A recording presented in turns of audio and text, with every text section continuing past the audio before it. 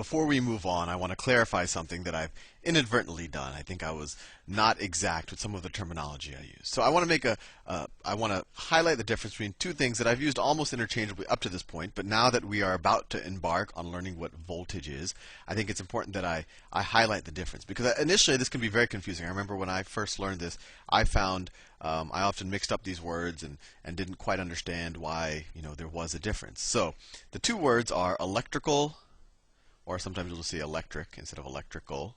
So electric potential energy and electric potential. And I think even in the last video I used these almost interchangeably, and I shouldn't have. I really should have always used electrical or electric potential energy. And what's the difference? Electrical potential energy is associated with a charge. It's associated with with a particle that has some charge. Only that particle can have energy. Electrical potential or electric potential, this is associated with a position. So for example, if I have a charge and I know that if it's at some point with a given electric potential, I can figure out the electric potential energy at that point by just multiplying actually this value by the charge. Let me give you some examples.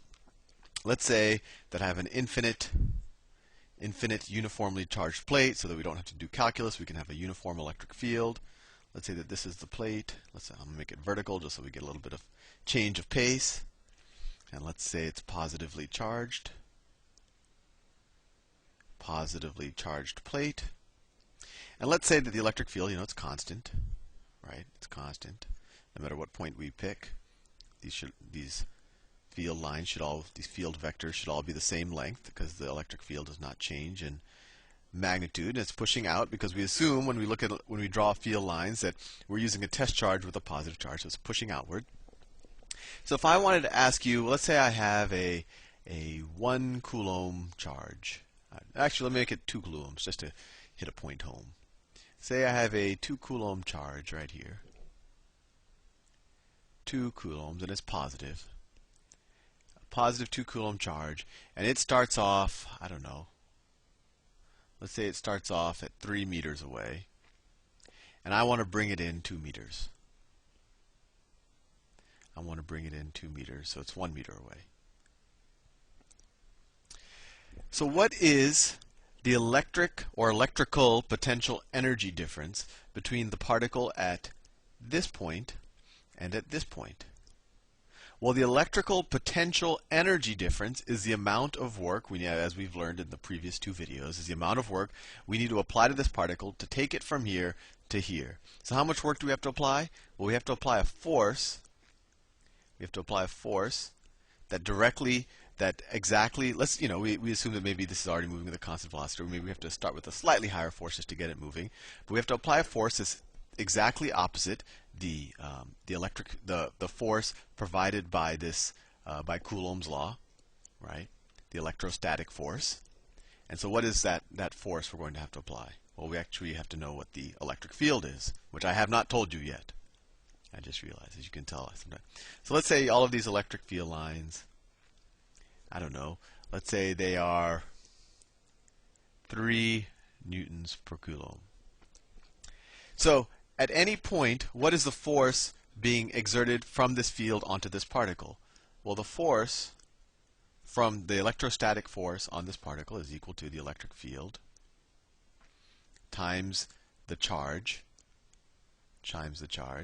which is equal to, I just defined the electric field as being 3 newtons per coulomb, 3 newtons per coulomb, times 2 coulombs, it equals 6 newtons. So at any point, the electric field is pushing this way, 6 newtons. So in order to push the particle this way, I have to completely offset that, and I actually have to get it moving initially. I know I keep saying that. I just want to make that point, hit that point home. So I have to apply a force of 6 newtons in the leftward direction, and have to apply it for 2 meters to get the point here. So the total work is equal to 6 newtons times 2 meters, which is equal to 12 newton meters or 12 joules.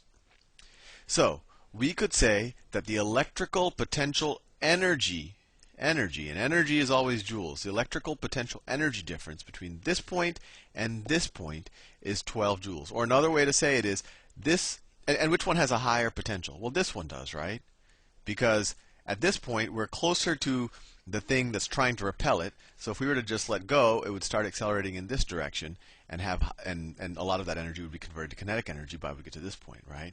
So we could also say that the electric potential energy at this point right here is 12 joules higher than the electric potential energy at this point.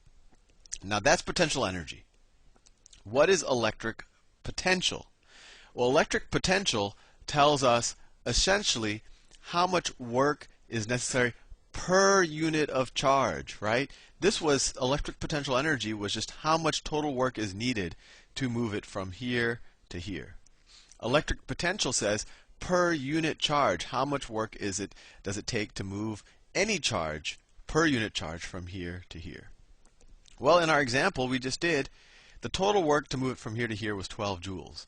But how much work did it take to move it from there to there per charge? Well, work per charge is equal to 12 joules per what? What was the charge that we moved? Well, it was 2 coulombs. Well, it equals 6 joules per coulomb. That is the electric potential difference between this point and this point. So what's the distinction? Electric potential energy was associated with a particle. How much more energy did the particle have here than here? When we say electric potential, because we essentially divide by the size of the particle, it essentially is independent of the size of the particle. It actually just depends on our position.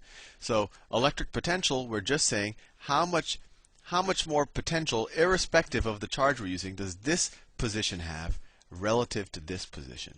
And this electric potential, that's just another way of saying voltage. Voltage. And the unit for voltage is volts. So 6 joules per coulomb, that's the same thing as 6 volts. And so if we think of the analogy to gravitation, we said gravitational potential energy was mgh, right? This was force, this was distance, right? Electric potential is essentially the amount of gravitation. If we extend the analogy, the amount of gravitational potential energy per mass, right? So if we wanted a quick way of knowing what the gravitational potential is at any point without having to care about the mass, well, we would divide by the mass, and it would be the acceleration of gravity times height. Ignore that if it confused you.